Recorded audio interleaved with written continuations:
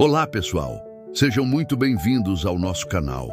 Preparados para uma história que vai fazer vocês olharem para qualquer rio com outros olhos?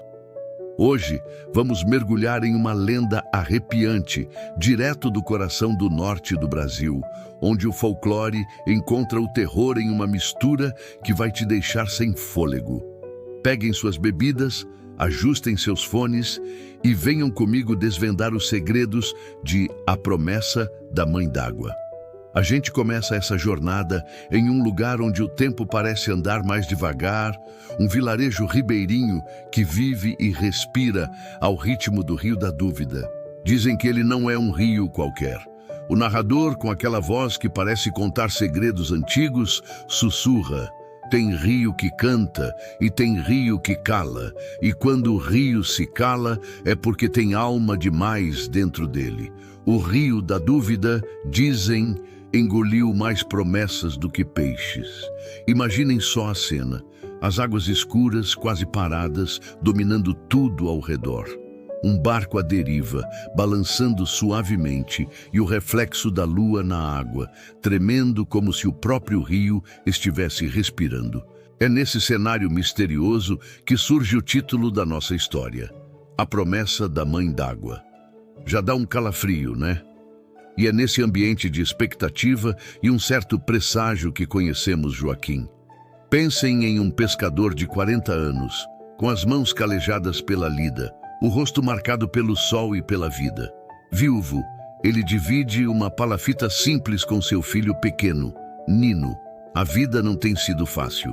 Uma seca impiedosa castiga o vilarejo. O rio está tão baixo que mal parece um rio. E os peixes... os peixes sumiram. A fé dos homens, antes inabalável, começa a esfarelar como areia entre os dedos. Mas Joaquim, ele é diferente. Ele jura para si mesmo que naquela noite vai tirar algo grande do rio, algo que vai salvar seu menino da fome e, quem sabe, até pagar as dívidas que se acumulam como as águas barrentas do rio. Nino, com a inocência e a sensibilidade de uma criança, percebe a tensão no ar. Pai, dizem que a mãe d'água está com raiva, ele sussurra, os olhos arregalados. Mas Joaquim, com aquele riso forçado de quem precisa ser forte, tenta afastar o medo. Menino, quem manda no rio é o braço e a rede, o resto é conversa de beira de fogo. Ele quer acreditar nisso, ele precisa acreditar nisso. Com essa determinação teimosa, ele parte para o rio, sem saber que aquela noite seria diferente de todas as outras.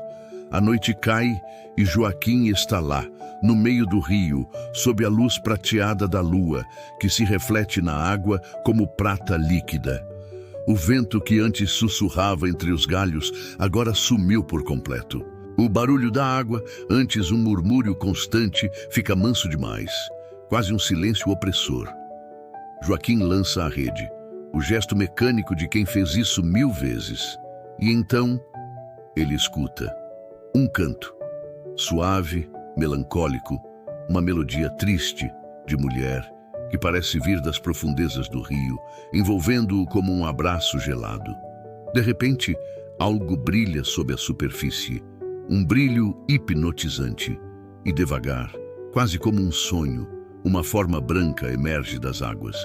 Uma mulher, cabelos longos que parecem algas esvoaçantes, pele clara como a própria lua, e os olhos, os olhos, verdes, profundamente tristes, que parecem carregar a melancolia de todas as águas. É ela, a Mãe d'Água. A voz dela é um sussurro, mas ecoa na quietude da noite. Homem da rede, por que me chama? Joaquim, paralisado de medo, treme. Eu só pesco, ele gagueja, a voz falhando. Mas a Mãe d'Água, com sua sabedoria ancestral, o corrige. Não se pesca sem promessa. O rio só dá a quem promete. O ar se enche de magia e perigo. A mulher se aproxima do barco sem fazer uma única marola, como se fosse parte da água. Ela estende a mão e oferece algo, um colar. Não um colar qualquer, mas um feito de escamas que brilham e musgo que parece vibrar. Prometa-me uma vida em troca de outra. ela diz, os olhos fixos nos de Joaquim. E o rio te dará fartura. Naquele momento, Joaquim sente o desespero de sua vida se misturar com a esperança que a mãe d'água oferece. Ele pensa no filho doente, na fome que aperta, na miséria que assombra o vilarejo. Sem pensar direito, quase por impulso, ele responde: eu prometo o que for preciso. A mãe d'água então sorri. Um sorriso frio, sem alegria, que faz um arrepio percorrer a espinha de Joaquim. Então o rio vai lembrar, ela diz. E tão subitamente quanto surgiu, ela mergulha de volta nas águas que se fecham sem fazer o menor som, como se ela nunca tivesse estado ali. Na manhã seguinte, a dúvida e o medo ainda rondam Joaquim. Ele vai até a rede sem muita esperança, mas o que ele vê o deixa atônito. A rede está cheia. Peixes enormes, prateados, se debatendo mais do que ele jamais pescou em toda a sua vida. O milagre aconteceu.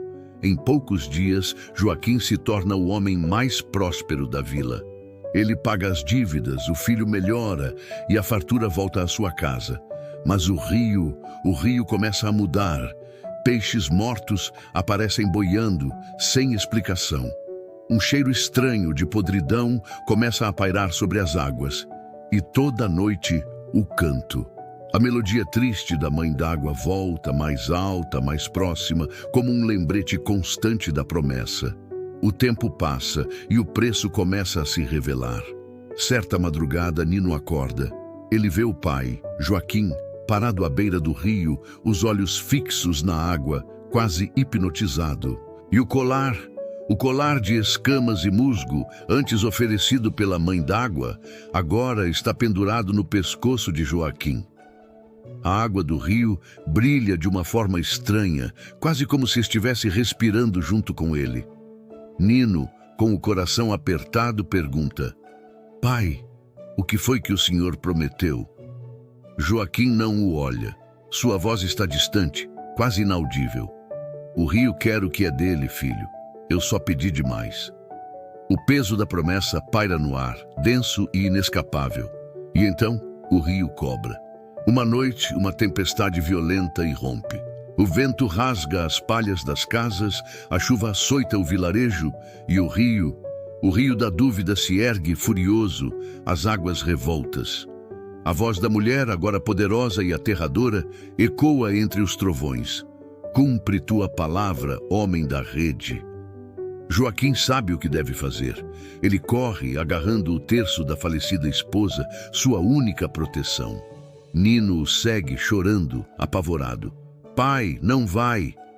Mas Joaquim não pode parar. Se eu não for, ela vem buscar, ele grita desesperado.